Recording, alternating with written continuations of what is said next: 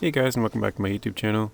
In today's video we're going to be going over how to get the Forza Veloce, or beating the campaign in under 8 hours achievement.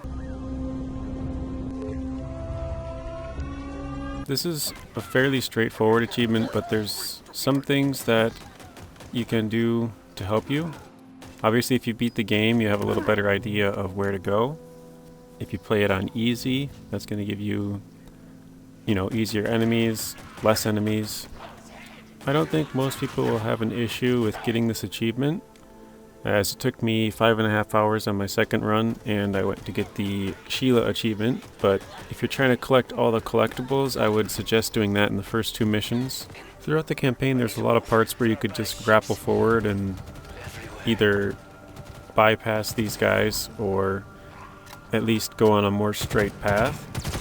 But there are some parts where you'll need to kill all the people in the area, and so if you're trying to really cut down on time, you could just pretty much skip most of it until it tells you need to kill everybody at certain spots to advance. I actually didn't even start going for this achievement until I was already like halfway through the campaign, was like, oh, I guess I could do that. And so I think you guys could have a lot better time. But here is how you get the tank gun. So as soon as you open that door, you gotta push 3 buttons. This one's directly behind, I guess to the right of the base really. And I'm not gonna cut this, just so you guys can follow exactly where I go to find the second and third button. And this is gonna give you the tank gun.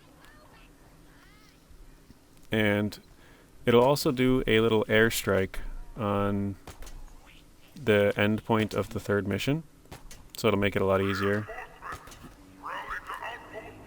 And here is the second button.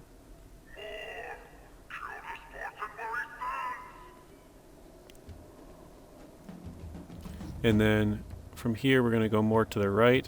It's over by those 2 guns on top of this building, or ship, or whatever I guess it is. I have some trouble getting up here. Can't seem to get a good grapple. There we go. But here is the third button. Once you push this, you can go up either barrel. And I actually have on one of the skulls, so you can't see my gun, so I couldn't tell when I hit it. And you can't really tell that I got the gun, other than I dropped my pistol. And then here's that little airstrike. So that's going to make this mission a little easier for you. Kill out a lot of the guys. But here is the tank gun. And in level 3, it takes care of Chaklock pretty easily. It also takes care of Bassus, or I should say in level 4, it takes care of Chaklock. Level 5, it takes care of Bassus. Here I'll show you. I put some explosives things right behind him. So that was 1 shot. There was 2.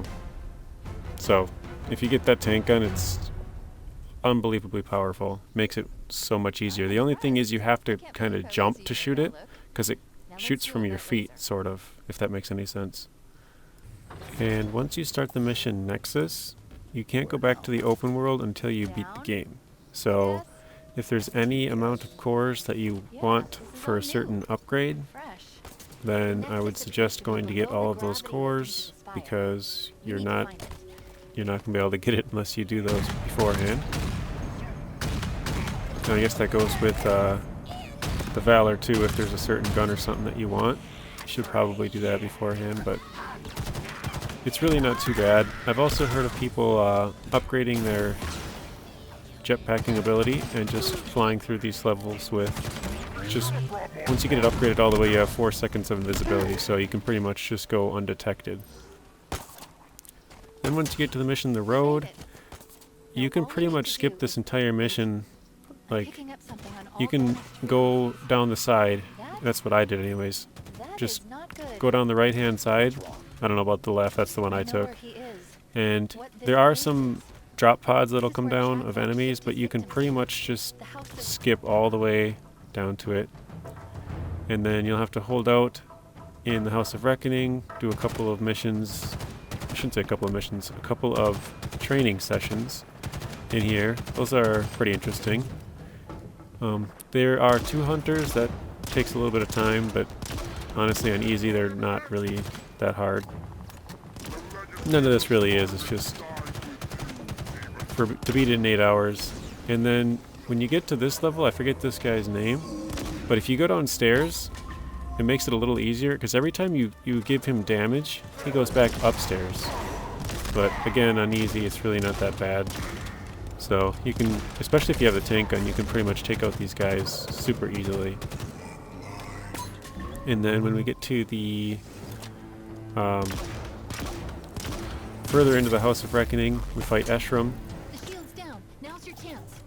And then you have to give him damage when his shields are down, and then destroy the cores, and then that's not too bad. Also, I forgot to mention, if you have the bandana skull, infinite ammo is very helpful. Here we're in the final part. I shot a little bit premature, she wasn't taking any damage, but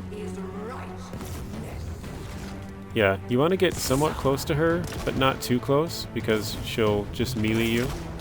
But if you're too far away, she'll throw these like shock grenades at you, and those will take down your shields pretty quickly. So, yeah, get close, but not too close. And then if you do get too close, just use your grapple and try and get away. Just be careful not to grapple into another weapon and accidentally pick that up, because that'll happen every once in a while.